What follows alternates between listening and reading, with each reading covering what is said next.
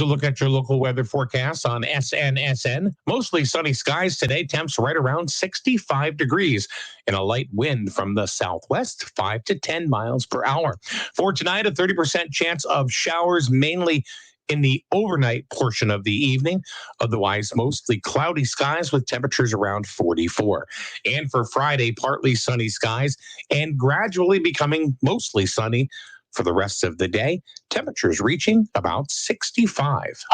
It's just music in the morning. Rock you grew up with. The streaming news and sports network. And good morning once again. So a little bit different today, just because we want to go ahead and accommodate, certain guests that we've had today. We had the Greater Norwich Area Chamber of Commerce on this morning with Angela Adams and Rob Janovic from Makara Vehicle Services, talking about his business. And now we have another show coming up. Just a few minutes. We're going to have on the entire admin team from Griswold High School, Griswold Public Schools, all together. So that is something that we're doing right now. Did I put this on YouTube? I did. Okay. So they're going to come up and be on the screen in a few minutes. We are starting a little bit early, and I am trying to find something. There it is. We have this whole new studio now that we've kind of done. And, like, Jim, take a look behind you. Look at that. Oh, Hey, yeah. look at that. Hey, I like the SNSN sign up there. Yeah. Who's that handsome man right there with the sweater and the pink shirt? Don't know. It's you, Jim. Oh, is Sean actually coming to the studio, or is he working from the school? He's at the school. Oh. Everybody is going to be remote. And one of the things that Mr. McKenna did tell me is that to please, give a little leeway because they are in school. So the administrators that are going to be on with us, may have to get up and go away and whatever. So if anybody, if you're in the room right now, we want your questions. The schools are going to go back full in time, 4 days a week in school, Monday, Tuesdays, Thursdays, and Fridays. Yep. I understand Wednesday's going to be a deep cleaning day. Yeah, Wednesday's a deep clean day. And the other thing is that it's not going to be an option as far as distance learning. It's not an option whatsoever. It's going to be, that's it. You're going to school, and that's good. And I think the kids want to go back.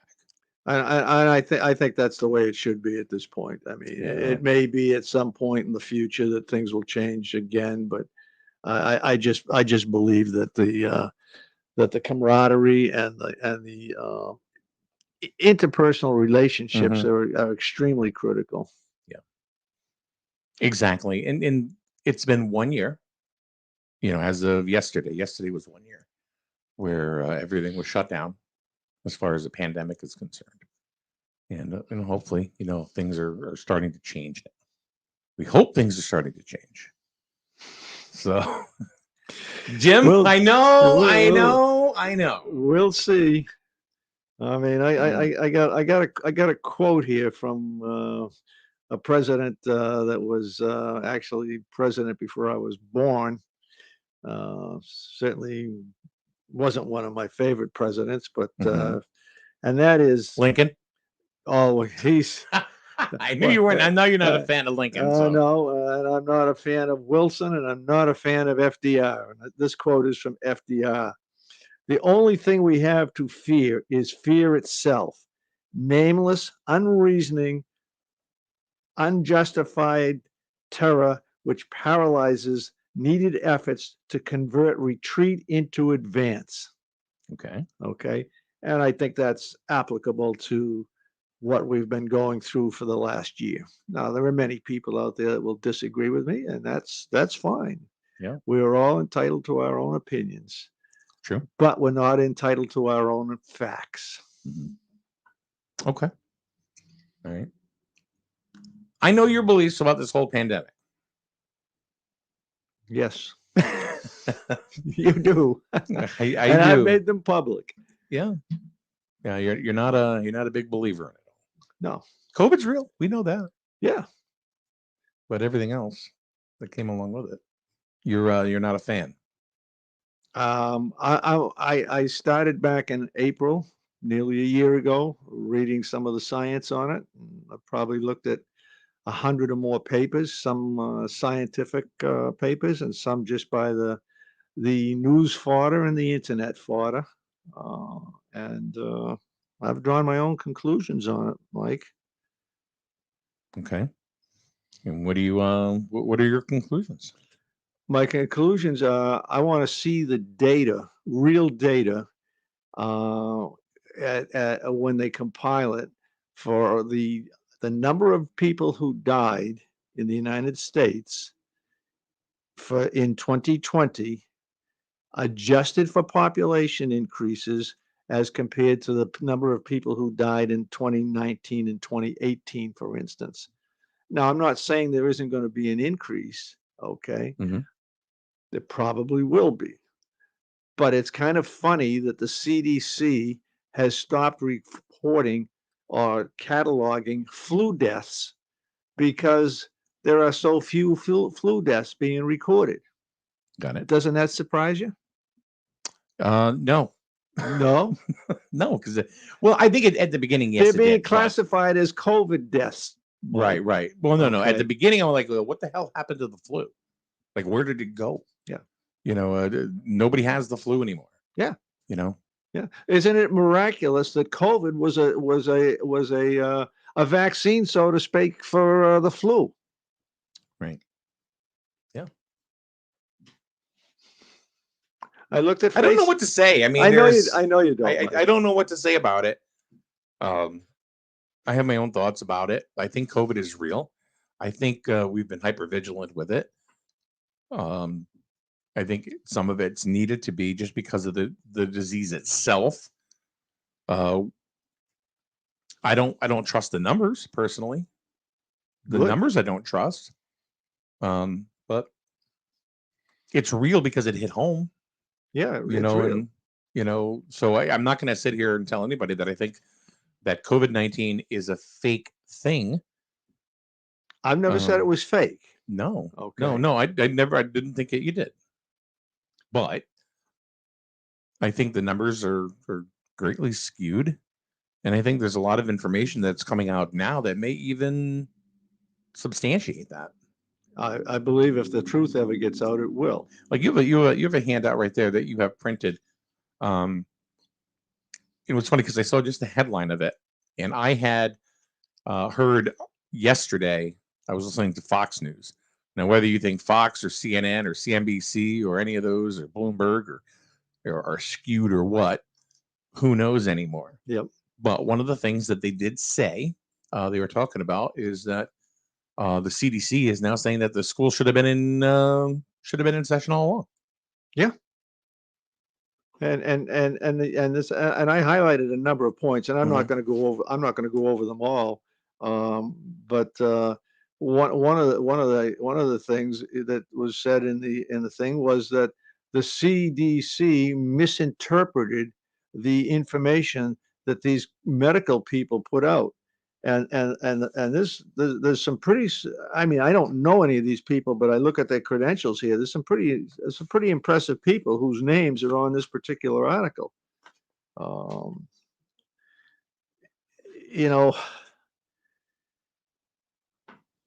I have quasi personal information on Fauci. Okay. Mm-hmm. Bad dude. Yeah. He's changed his mind. He changes his mind every month.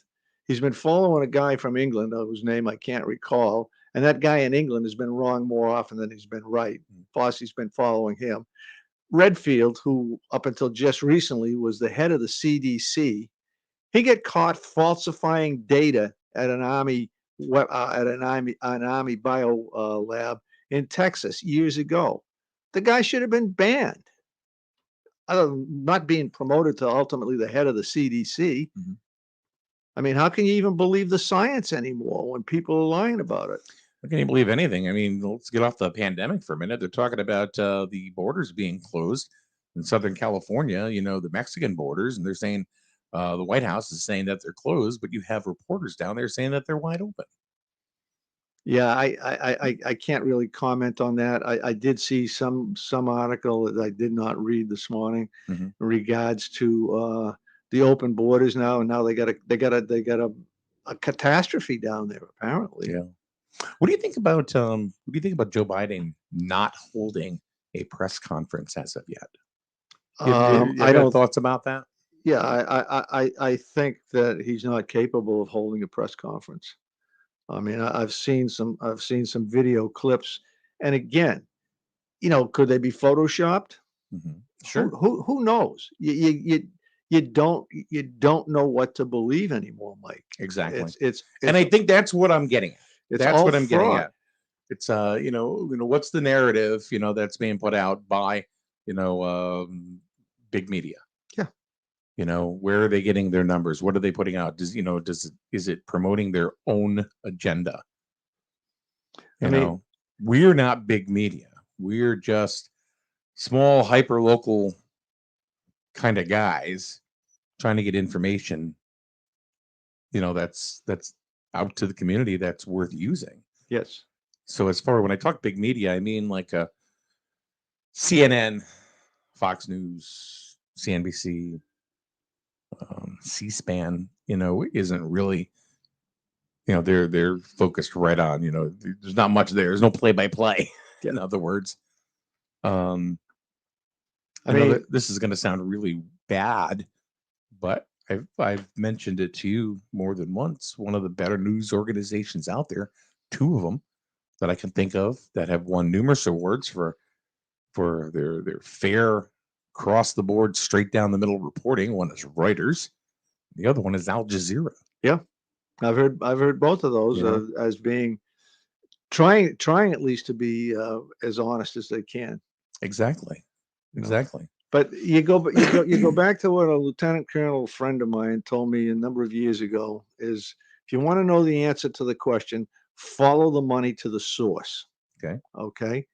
And the pharmaceutical industry is the only industry that has managed to insulate itself from any kind of lawsuits on vaccines or anything else. Mm-hmm. Okay.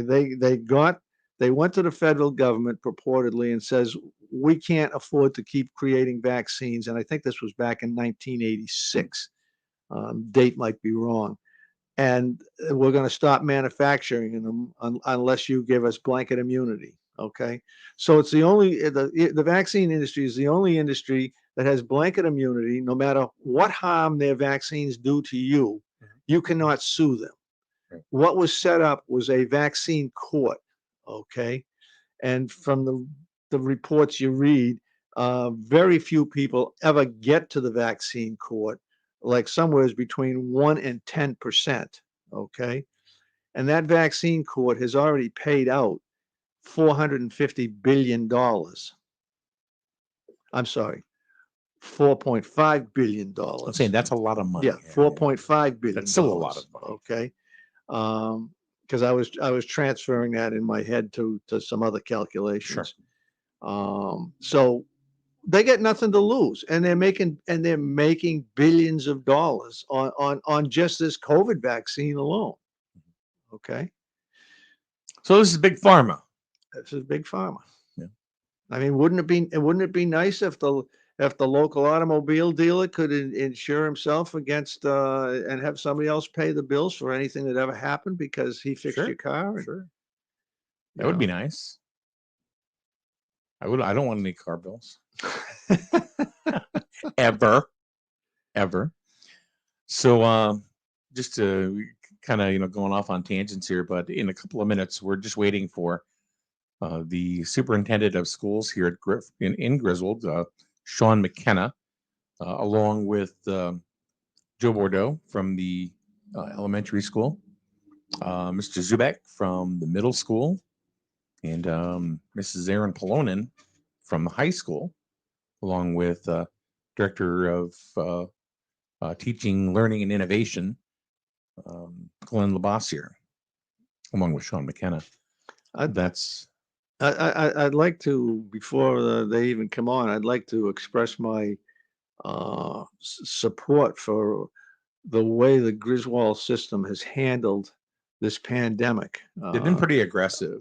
They have been, and I applaud them for the actions that they've taken with kind of having their hands tied behind their backs.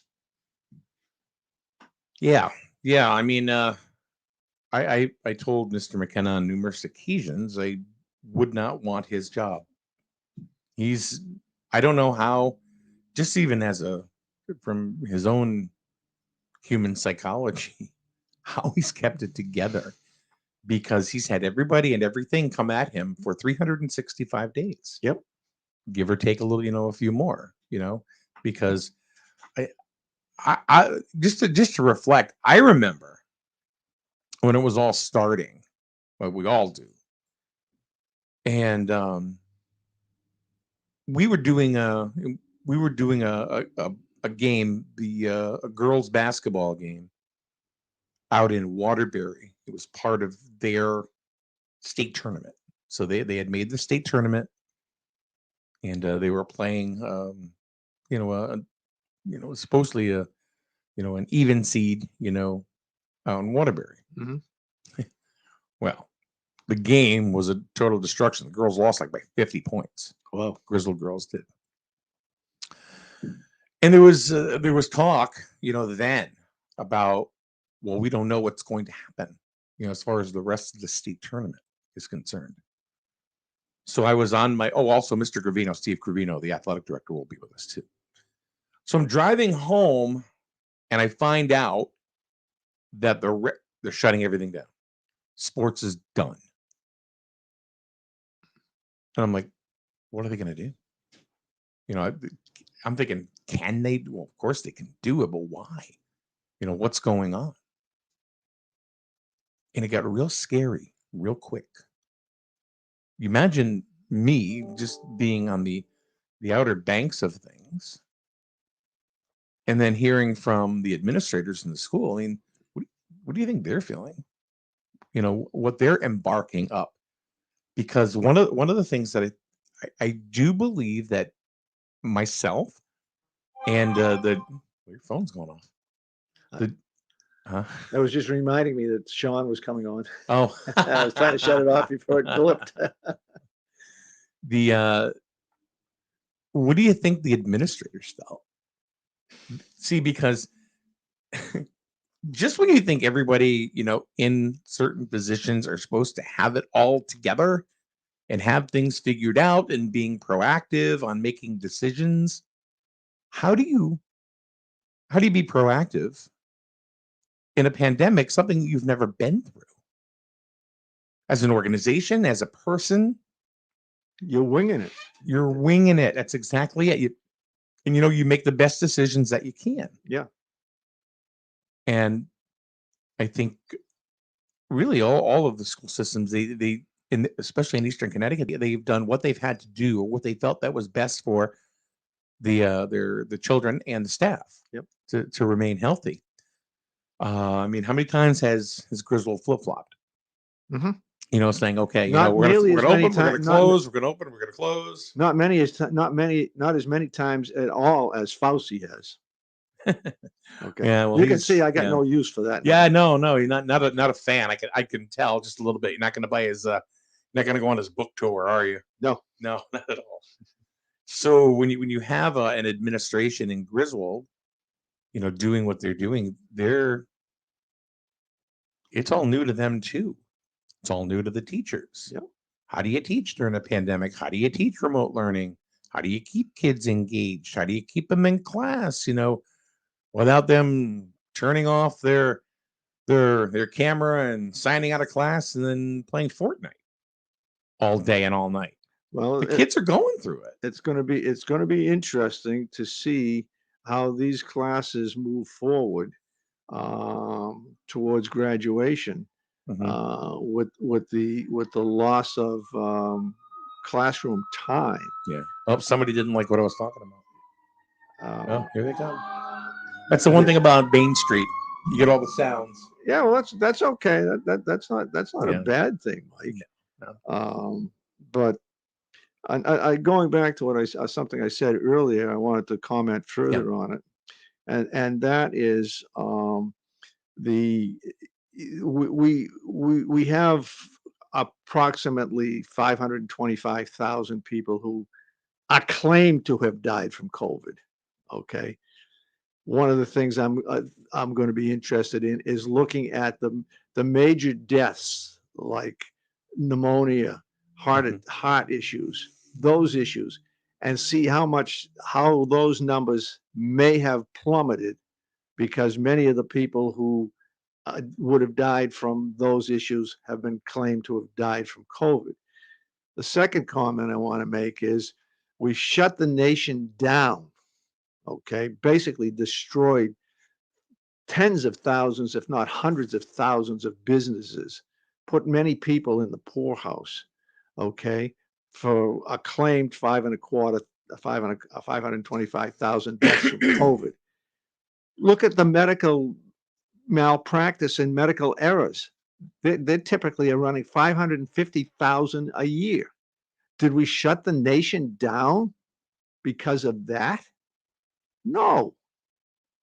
Isn't it absurd? No. Yeah. Yeah, it's crazy. The whole thing is crazy. Again, follow the money.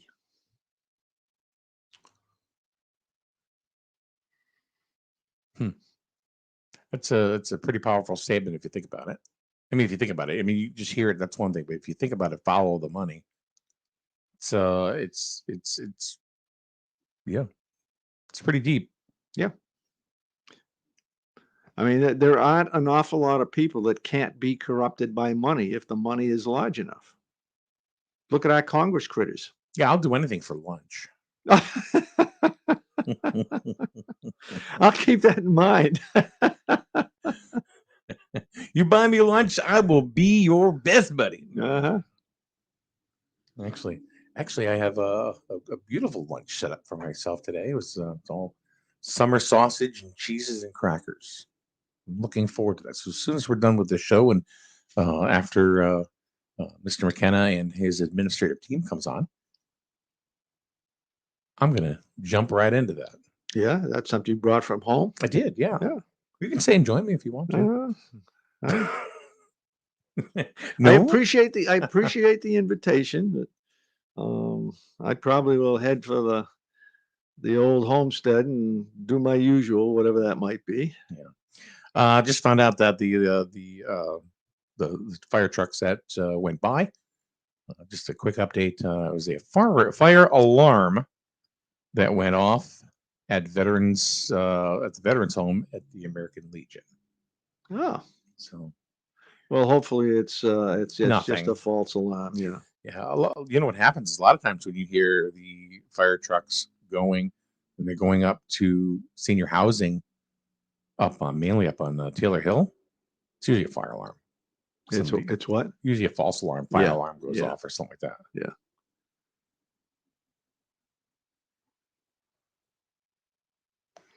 So, anywho, so we're right now we are waiting for the administrative team. We have looks like we have one person in the room right now. We haven't put him up on the screen. It's Mr. Cravino. I don't know, Steve. Can you hear me right now? I don't think he can hear me because he's not in the room. So you know what I'm going to do? I'm going to pop him right in the room now. There he is. Hello, Steve. Hey, good morning. Good morning. How are you? I'm good. And you? Good. I'm doing okay. I have Jim Barney with me. The camera kind of went off to the side a little bit. Good morning. Good morning, Jim. Hi, how you doing? I'm good. Haven't seen you in a while. Usually we see you at the board meetings. But. Yeah, that's for sure. Now that we have you on here real quick, I'm going to go ahead and ask you a couple of questions if you don't mind. Sure, no problem. So it was just released that the CIAC has now a spring sports plan in place. We do. And did you see it? Oh yeah, I just spent the whole morning going through it with our ADs here, and then I just got off a meeting with the state. trying to decipher So the language. how's it going to affect Griswold? What's going to happen? Well, If you can break it down a little bit. yeah, league wide, we have a schedule, about 16 games for baseball and softball. We're free to add up to 4 more, up to 20 within the league. So, according to the state, we can allow spectators. There's a lot of different things. I need to brief the Board of Ed on it first and make sure they're all comfortable with the protocols and whatnot. Right. But looks like we can probably have some spectators, and there's plenty of room at those outside events that we can space them out and kind of somewhat normal, but It also looks like that it's going to be a full season. Yeah, it will, and not a condensed version that we're having. Yeah. We're going through. Yeah, we'll lose right a little now. bit at the beginning, a little bit at the end, because they do want to have state tournaments. So June 1st, those will start. Gotcha. We're just hopefully we don't have a really rainy spring, because that'll throw a monkey wrench in everything. But One thing that I was I don't know if I understood, and they were talking about some type of summer activity, whether it is baseball. I mean, whether it's football or some sort of training type of. yeah, they're going to offer some. They're calling it a summer series, so it'll be regionalized. There'll be some football activities, non-contact, that we could participate in. Those details are being vetted right now with the DPH and making sure that they can actually do those. Gotcha. I think they'll let us work with our own kids as well if we wanted to, if we didn't want to go to one of those regionalized ones. So there's not really going to be any competition, say like in the summertime, No. like a football season. I think the reason I bring that up is because there have been rumors about having some sort of football season like in the spring, summer. Yeah, I don't think that's going to happen. It won't be sponsored by the CIAC for sure. Gotcha. That may be something that another group might do. All right, we are having people that are the other administrators joining the room right now.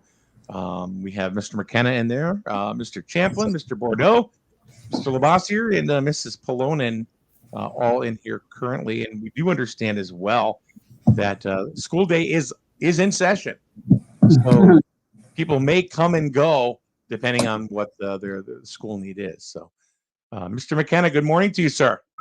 Good morning. Good morning, Sean. Good morning, Jim. So, how have you been? It's been 1 year. I'm fine. It's been quite a year. It's a long, strange journey. How are you? I will echo your sentiments for sure. It's been a learning year. It's been a difficult year. It's been a good year in some respects and not so good year in other respects. So I think we've learned a lot in the last year, have we not? We have. Yeah. Yeah. So I was gonna. What's the biggest thing that maybe as an administrator you have taken away from this last year? I think that the thing that I can speak for myself and certainly folks on the team is that this, as excruciating as this has been, it's also, there's been a flip side of a lot of opportunity to do great things for kids. And what I mean by that is, we were able to pivot to online teaching and learning this time last year. We were able to add more Chromebooks and computers to our fleet for an assortment of good reasons. We were able to recenter our focus on social and emotional learning. We were able to be a lot more adaptable and flexible as a school district in terms of the snow days. So for instance, the snow days, it's a perfect example. Rather than stop learning simply because of inclement weather, we now have a plan in place that learning goes on. I mean, kids can, yes, have their cocoa and go outside and build a snowman, but they also can multitask and complete an assignment for class. So I think it's been a balancing act, and with all the sort of troubling and challenging things, there have been a lot of good things that have emerged from this. And we're looking forward to continuing that momentum into the future. Sean, I just want to compliment you and your staff and your team and the Griswold school system. I think you people have done an unbelievable good job considering the restraints under which you've had to function. Oh, I appreciate that, Jim. That's a tribute to the folks here, to the teachers, to our custodial staff, the food services that, you know, worked through the closure and made sure that kids and families were having food and providing meals 7 days a week, to our custodians that are making sure that our buildings are clean and you know, sanitized and re-sanitized, and to the people on this phone call who are working literally around the clock when it comes to, you know, emails coming in on Sunday morning about a positive case, and we have to do some form of contact tracing. So I appreciate that, Jim, so much, but it is a team effort, and our Board of Ed, you know, they've been very, very supportive with the changes that we've had to make, and the parents have been great too. I can't say that they haven't. They've been very, very understanding. One of the things that I've always stressed, and when people have asked me, which, you know, just what my opinion was, is that it's the whole year is just the learning curve for everybody, not just the students, in whatever struggles they were going through, whether it was with learning or mental struggles, you know, with mental health, but teachers as well. It's like, you know, you throw this in their lap and say, okay, we're going to distance learn. How do you do it? Right. And you know, everybody seemed to pull it together. Sure, I mean, it was difficult at first, but I'll tell you, it was remarkable how, you know, to watch Griswold and how they continued on, and, you know, steadfast and true, and put together a wonderful program. We did, and what we did is there's you know, there were some bumps, and there's going to be continued bumps, and we have to have a degree of tolerance if we make mistakes. But one of the things, Mike, that we did is last spring we did a lot of surveys, and we worked with a team of psychologists at EastCon to kind of go through the surveys, take a look at lessons learned, and we were responsive to what parents and students wanted, which was sort of more face time if in fact we were doing an online teaching and learning. So we were able to close that gap. They wanted to obviously have the in-person learning. That becomes tricky when you're dealing with public health metrics. And there were some what we call social and emotional needs that we had to address with kids. So we've had to do things that we haven't done before, like do more home visits and check-ins, and, you know, sort of be a little bit more flexible with the way we're assessing students. It's not just all about a grade, right? It's about educating the whole child. We've said this for years. Well, now we really have to mean it. And I do think, you know, we're trying to do the best job that we can with communicating with the community. So, you know, we've done, as you know, we have a 4-day-a-week model that we're putting forward. We've had parent forums. We've had the school reopening committee. We've hosted a number of events to keep people informed as best as they possibly can. And we do look at the survey data very, very specifically. So we've partnered with a company called Context EDU. When we put out these surveys, we don't just look at them and say, oh, that's nice and pretty. We're trying to take the information that we get and make informed decisions to change and to better service our community. Now, just one person that I've seen daily on you know, as far as keeping in touch with the community, only because I follow her on social media is Aaron Polonin.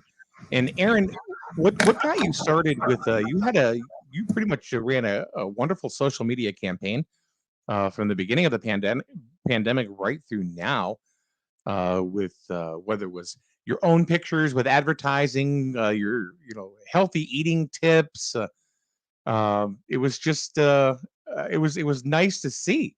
What got you started on that?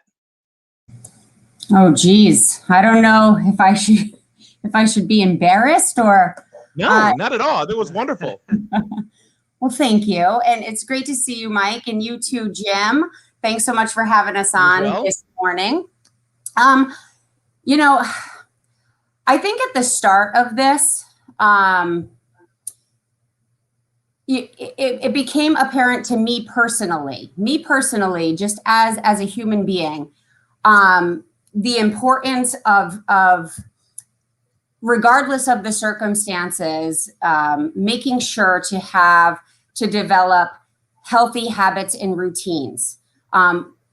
We all have choices to make in every situation, and those choices are going to yield what happens next. And so right from the start, even though internally, like, I was panicked, there was so much that I didn't know. I knew how important it was to maintain some sort of routine and regularity and just be a face behind "we are all here," even though it looks different. And so how do you do that when you're stuck in your house? You do that by utilizing, the sources that everyone else is. You go virtual, you go to technology, you go to social media in a positive way to promote the good, to promote effective communication, to really hone in on the great things that are going on, because it almost was immediate that we were surrounded by negativity. So if I could be an ounce of positivity in somebody's day, that's kind of where it started. And then it just kind of grew from there. I noticed that there were a lot of parents that were friend requesting me. And that just told me, like, this is getting out there. People are seeing these things. It's having a purpose. And so that's why I just continued. And sometimes probably to an annoying degree. I'm sure everybody on this screen is like, Erin is so long-winded that sometimes she drives me crazy. I drive myself crazy too. But it's all in an effort to just be on the same page, because it really does take a community. So that's that. I wanted to say something earlier, and you've just given me the real opportunity to do that, Erin. And that is, beyond being teachers from the point of view that we think of education, the whole education system is also a life teaching experience. You people are that's what Mr. McKenna was saying. Yeah, a few minutes ago. That's what I was. Now I was almost going to respond then. You're not just teaching mathematics or English. You're teaching lifestyle and life skills. That is very, very true. And Mr. McKenna spoke to that point, and Mrs. Plonin, obviously, she's been doing it all year. Yeah. Well, I think, Jim, it's so awesome that you mentioned that, and something that we talk about it as a team so much. One thing that I realized with this pandemic is, public education in school and education in general, we function on a routine. We function on a schedule. And so we adapt to those things as human beings. And so what this pandemic has taught us is kind of a glimpse of what happens when we graduate high school, right? Is like, okay, what happens when my structure and routine goes away? What do I do? And it really does. It speaks to those life skills, those critical life skills. And so that's definitely been a learning experience for all of us. And Jim, I'm going to echo your comment as well, Jim. First, nice to see you, Mike. Nice to see you, Jim. The way that we look at a school day is that, the academic, social, and emotional aspects of a child's learning is those things are happening in unison all day long. There may be at different times, one may be more out in the forefront than others, but in the pandemic, we're going on a year here, we've noticed that the social emotional aspect of a child's learning has become more in the forefront just because of the needs of our learners. So thank you for bringing that up, Jim. You're welcome. I just want to thank you all for the fabulous job that you've been doing. Yeah, it's phenomenal. I mean, you guys are just doing your job the way you think you need to do it, and I don't think you realize how phenomenal of a job each one of you has done for the kids and the parents within this community. So, thank you for all of that. Now, Mr. Bordeaux, I did want to ask you. I wanted to bring you in next. Aaron was talking about the kids, and she deals with the older portion of the Griswold students. You deal with the youngest. How has it affected them over the last year, and what are they looking forward to? I mean, they must be getting an idea that we're coming back to school, and there's got to be an excitement level. Mike, I think the biggest thing that the children are looking forward to is getting back to school and getting back to having a routine. And, we've been taking a poll this week because we have had our cohort A group in school on Monday, Tuesday, and now our cohort B is in today. And I've kind of been going around in the classrooms, and, everyone, all the children are amazingly excited to come back to Griswold Elementary School, as our staff, our teachers. We can't say how much enough times, how excited we are to welcome our students back. They are, if you think about it, this is the first time that they're going to be face to face with their classmates. So this whole school year, in today's day 120, we're going 177 total this year. So about 2/3 of the school year, they've only had a small group of 5 children, 8 children in a classroom at a time. Now we're looking at bringing 16, 18, 20 children in the room, socially distant, taking all of our safety protocols in place, but just very, very excited, everyone in the building. Mr. Zubek, I'd like to bring you into the conversation. First of all, congratulations on your permanent appointment as the middle school principal here in Griswold. So congratulations on that, sir. Thank you. Tell us about the middle school. Can you comment on the middle school and the kids and the excitement level? Because we've already talked to high school, grammar school, and now middle school. What are those kids? Because they're so much different. Each group is so different. They are. They absolutely are. And I feel like it's most important for the middle school age student to get back in the classroom and get back to a solid routine through the week. I think this pandemic has hit them harder than the other two age groups, simply because they don't have the motivation, they don't have the maturity or the skill sets and the experience that the high school students have to really learn on their own. And a lot of the high school students are home alone working, and they're able to do that. And on the flip side, the elementary school students, I don't think any first grade student is left home alone to go through classes and through the day. I at least hope not. So at the middle school age, the 11, 12, 13-year-olds, those are the students that are in limbo. Some of them are left home alone. Some of them are left to watch their younger siblings, and they just don't have that maturity level yet to really, I think, be successful. Although we do have plenty of successful students here during this time, but I think it's just it's needed for this age group to get back into school. So I see the teachers are excited. If anyone's excited, it is the teachers. They're excited to have the students back in the room. And we began emails from students that are excited. So it's a good thing that we're moving this direction. One of the things that I have heard, whether it's in the media or things that I have read, is the mental health of students, and mainly middle school age children. Can you speak to that a little bit, as far as how what effect that you have seen and how this is going to play a part. And yeah, sure. It's very similar to what I just said. This is the age where they're starting to become more independent, learn about the real world a little more. They're more aware of those things. And again, they don't necessarily have the maturity. I want to say that because we do have plenty of students that are able to succeed in this condition, but a lot of them just don't have that maturity level yet.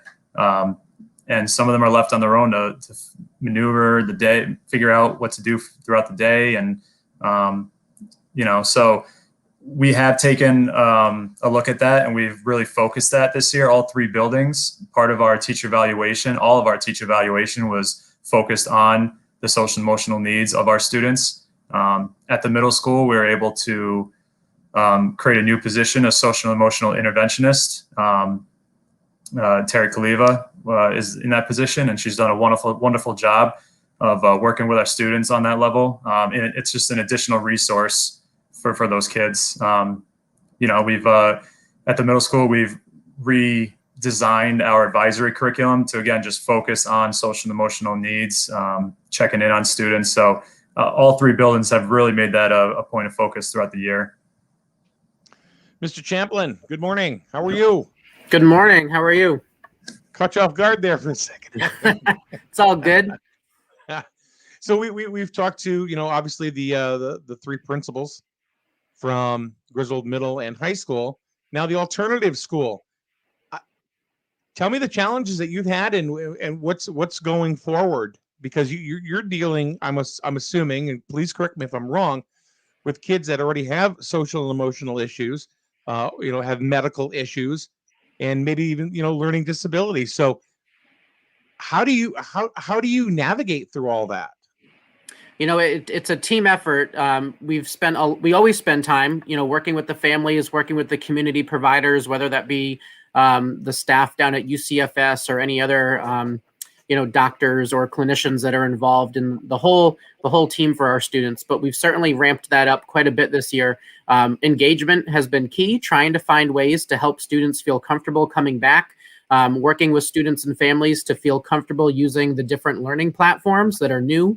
All students, all humans struggle with change, but certainly our students in special education, we have to be a little bit more mindful of how we're planning for that, so that it's intentional and we're giving them, the additional instruction, and not only how to meet the expectations of the teacher, but how to meet the expectations of the various learning platforms.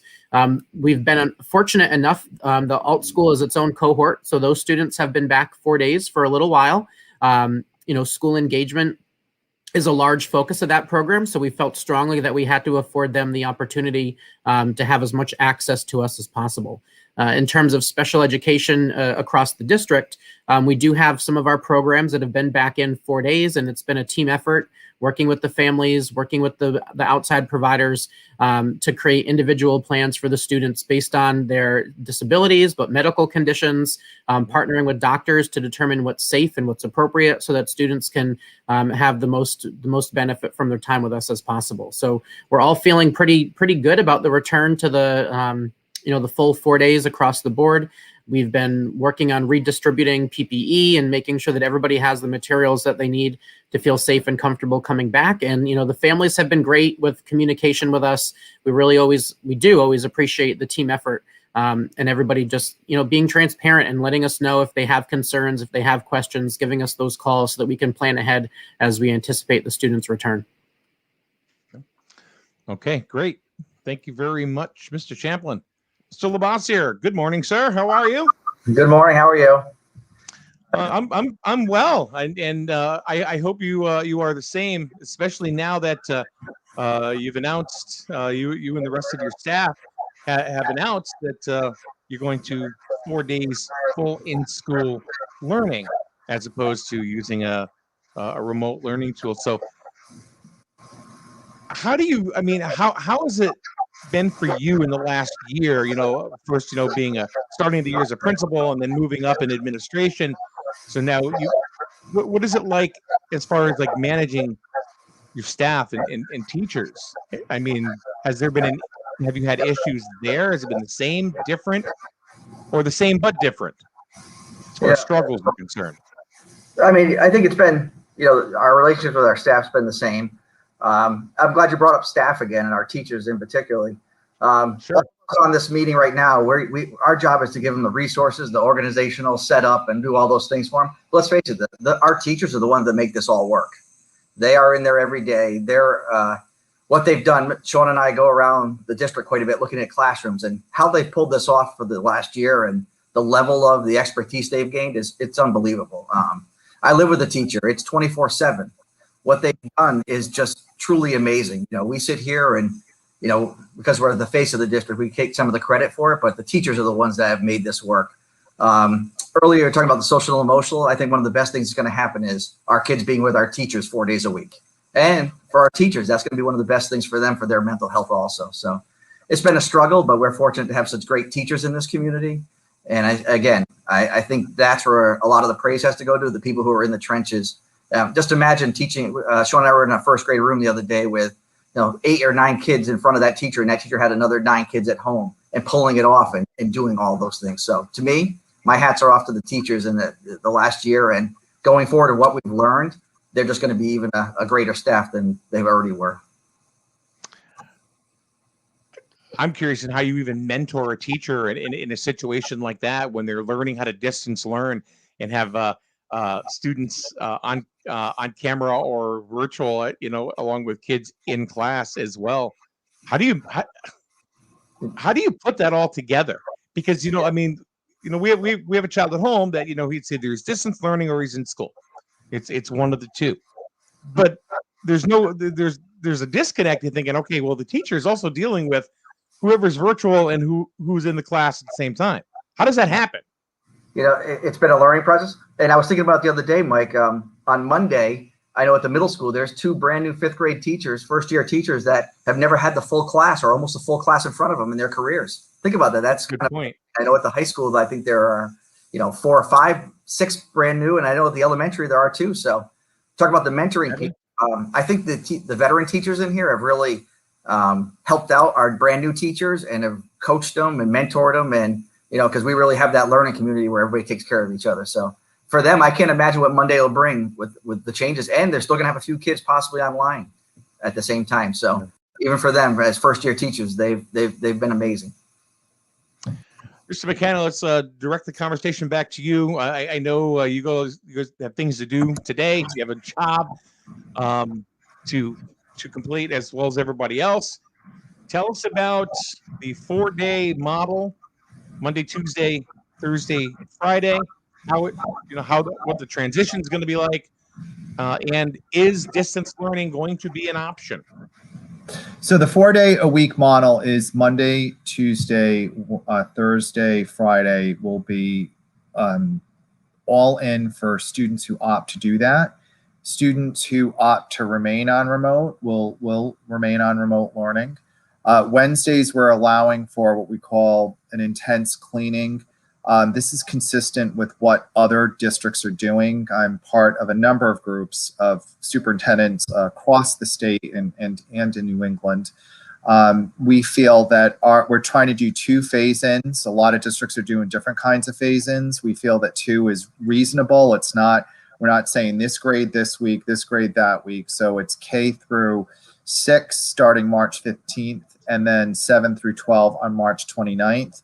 We have had a number of our programs, including pre-K and special education programs, already in 4 days a week. And there's some other parts of the district in programming where students are in. We've been closely monitoring that. It has been successful thus far. And, the online teaching and learning that we're providing here in Griswold, I would argue is probably, if not the best around, one of the best around. We partnered with a group that's out of Providence, Rhode Island, that specializes in blended online teaching and learning very early in the process, with another district here in southeastern Connecticut. And I know because, and I'm not trying to be arrogant here, what we're putting forward is bar none better than a lot of other things that I've seen. And I'll leave it at that. So pretty confident in this approach. All of the information that we have with our presentation that we've been doing in front of the board, in front of different groups, our school reopening committee, it's on the front page. You know, one of the things that's really important is, we don't emphasize this enough, the ventilation. That is a mitigation strategy. And we know that we have all of our facilities have been updated and upgraded. We know that our custodial staff is doing a fantastic job cleaning. You know, you think about how many bathrooms are in any building, doing those bathrooms twice a day, which is what we're doing. They've stepped that up. And so it is a group effort. I mean, it's really amazing how this has come together in so many ways. So you mentioned the ventilation systems, yes, Sean, and that's something that's been a major concern to me, not just in the schools, but in any public building. I know sure. when I first started thinking seriously about this back in April a year ago, you know, places like Walmart or Home Depot or Lowe's or Target, the ventilation systems in there are certainly not anything that would be what you would say adequate for controlling any kind of viral infection. And I know that we certainly have made a lot of improvements in the ventilation system at the school. So I thank you for getting that accomplished. And I think, you know, the town of Griswold, this was something, I mean, there were some rough spots certainly, but we got through it, and it sort of happened in a parallel way with what was going on. I don't know if it's like slide, I don't know, 10 or 11. There's a professor at, I was exposed to at MIT, Professor Martin Bazant, who does this 60-minute video on the importance of good ventilation and fresh air ventilation. And that in and of itself, Jim, as you know, as a facilities person, it is so important to reduce the viral transport. That in and of itself is a mitigation strategy. In the town of Griswold, it's a community effort, spent well over $200,000 to make sure these buildings were updated, maintained, and with proper filtering. And, you know, it just, that happened sort of coincidentally with what was going on with reopening of schools. And I've said this repeatedly, our ventilation system is probably, in addition to the mask wearing, a significant mitigation strategy. Yeah, I would have to agree with that. So I just want to be clear on something, you know, as far as the phase A and B, you know, to go back to school. Distance learning, yes, it is still going to be an option, you're saying? Absolutely, it is. It's still an option. And we've had this reviewed by council. Currently, with what's going on in the state of Connecticut, it's an option. Families have the option. Let's say, you know, I don't feel comfortable. I want my kid to be on complete remote learning still. Okay, that's fine. Let's say you're a family that was in the hybrid model and you're like, you know, 2 days a week was good for me. I'm okay with that degree of risk, for lack of a better term. Then if you want to go to full remote learning, you can. Or you might be in the opposite situation saying, I want my kids in 4 days a week. Then we can do that too. So I think that those are nice options to have on the table. It makes sense right now. If we look at like where we were right after the holidays, we wanted to bring everybody back. It was really good. We were doing contact tracing every day to the point where we had to have school closure. So you had a very aggressive plan. Yeah. That's gotta cause a lot of additional work and scheduling and planning for everybody in the entire education system with this home learning still going on, I would think. It does. There's a video on our website that our tech director, Jill Curioso, put together. I would encourage people to take a look at it and just to kind of drill it down to practical steps. The teachers are delivering the lessons and they still will be, with the kids in front of them, physically in front of them. And then they have, most of them, a music stand with the computer on the music stand where they're interfacing with the kids at home online. And they do it with such a degree of ease, with such a degree of professionalism. You know, in a couple of the parent forums that we had, you know, we had one parent who said, oh, she's watched all 3 of her students were home distance learning, and she felt very strongly that they were getting a quality education. And what I'm saying to the Griswold community, I'm not trying to put any other community down and what they're doing in their educational delivery. I think we're at the vanguard with this. I really believe that. I have one last question for you. You know, as opposed, you know, when it comes to distance learning and in school learning, is distance learning going to be something that is going to continue into the following school years? Something that is available now that the technology is there and it's been put in place? Is that something that school systems are going to continue to offer? So here's what I've been saying to this group of professionals, and what I've been saying to a number of people when I have this opportunity. So I appreciate that you bringing this up. We are not going back, in that I feel if you look at the research and you look at what different think tanks are projecting, this has been a once in a lifetime major global disruption, right? It's impacted everyone. Yes. It's impacted you, it's impacted me, it's impacted Griswold, it's impacted New London, it's impacted London, England. So things have been forced to change. And I think, as I started out in the beginning, a good thing. You know, we have to embrace it. And for Griswold, I think that some of the stuff that we're doing with Context EDU, this is this company that we're working with, and we're part of another group called the Future Schools Collaborative. I think there are great opportunities. And when I mean on the horizon, I mean in the next few months, we're going to have unveil a summer learning program that we haven't been able to do before. We're going to be having new courses at our high school that are both academically rigorous but interesting to students. We are looking at ways to offer different learners different opportunities, including at the middle school with like advanced science.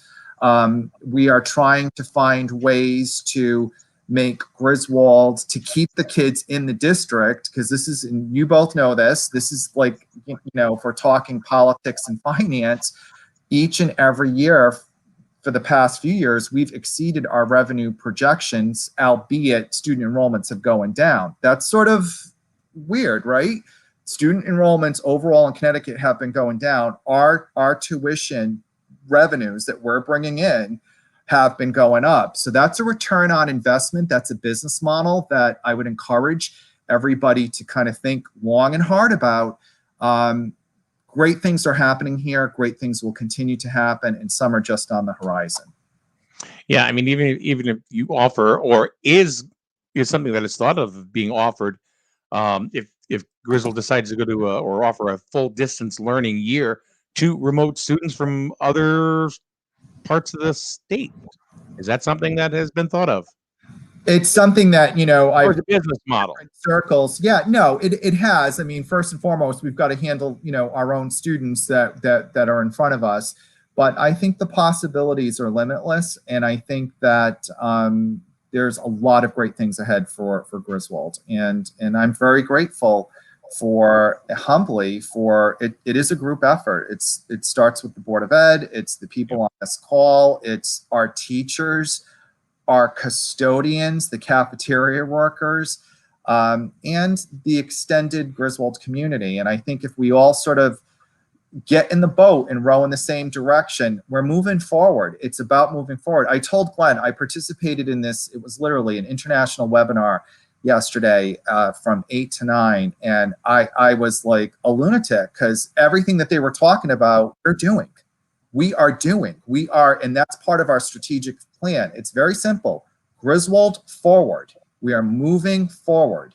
And I'm thrilled about the work that we're doing and what awaits us in the future. Absolutely. Folks, thank you very much for taking the time in the middle of the week to come on and give your thoughts about the school year and what we can look forward to later on this year or next year. Anybody have any closing remarks? I mean, the floor is yours. I want to thank you for the presentation that you've just put on, and it certainly seems like we have one of the better education systems here going on in the state and maybe in the nation at this particular point. So my accolades go out to everybody that is involved in the education from any position. Thanks so much, Jim. And thanks, Mike. And, you know, Mike, we're always here for you guys. I know it's been like kind of hectic sometimes when we're, as we say, we have many planes in the air and we're trying to land this one. Sure, yeah. Like a cross collision, but we are about communication with the community. And if you need information, we're here to provide it. And, you know, there's multiple avenues to access us, if not through this forum, which we're so grateful for, an email, a phone call, what have you. Yeah, I mean, we love having you on to bring information, you know, into a hyper local, kind of community like like Griswold, and get everything out there. And you do, you and your staff do wonderful work when it comes to communication, whether it's emails or news blasts or whatever. And you stay in touch with families, which I know because sometimes they get 6-7 calls. Yeah. Hey, Sean, I was just gonna make one final comment. You didn't greet me with your usual comment. Well, Jim, I wanted to. I didn't want to go sarcastic that it's hardball Barney. I'm like, oh God. I guess you're going to hit me at that next Capitol meeting. Ooh. Well, you can explain that comment to your staff. All right. Well, we're going to be sarcastic. If you want to go ahead and offer another course, I would love to teach Hogwarts a history. I would love to do that. So let me know, headmaster. We could co-teach it. There you go. All right. That would be fun. All Folks, thank you very much. As you can see, we put one more comment up on the board there from Cindy Briggs. The communication has been second to none. So that'll give you an idea. It's not just us, sitting here telling you about it. It's the community as well. So we look forward to talking to each and every one of you more as the school year progresses. Mr. Gravino, we'll get ready for some sports. That's coming. Yeah, it'll be here before we know it, and we'll be ready. And there's one more. Kim says, as a Lisbon resident, I couldn't be more happy with our choice to have our son attend GHS. I don't think anything else needs to be said past that. Thank you, everyone. We'll do this again soon. Thank you for everything that you do, and keep well and keep safe. You too. Take care, guys. All right. Bye now.